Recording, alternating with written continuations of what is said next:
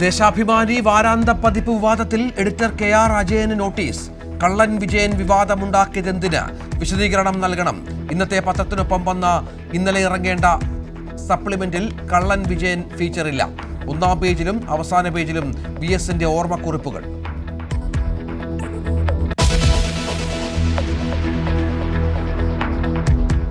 Anjarakandy dental college വിദ്യാർത്ഥി നിതിൻ രാജിന്റെ ആത്മഹത്യയിൽ പ്രതിയായ അധ്യാപകൻ ഡോക്ടർ MK റാം അറസ്റ്റിൽ.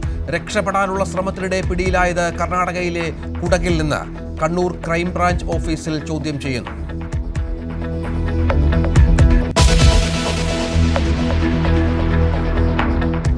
കൊറോ ഹെൽത്ത് കൂട്ടപ്പിരിച്ചുവിടലിൽ തൊഴിൽ മന്ത്രി വിളിച്ച് ചർച്ച പുരോഗമിക്കുന്നു. 20% പേരെ തിരിച്ചെടുക്കാമെന്ന് കമ്പനി. എല്ലാവരെയും തിരിച്ചെടുക്കണമെന്ന നിലപാടിൽ ഉറച്ച സർക്കാർ.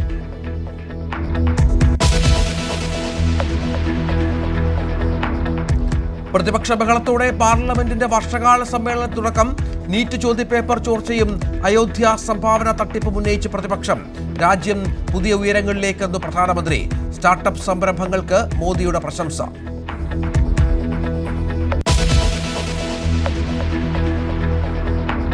കോക്രോച്ച് ജനതാ പാർട്ടിയുടെ ചലോ സൻസദ് മാർച്ച് തടഞ്ഞു പോലീസ്.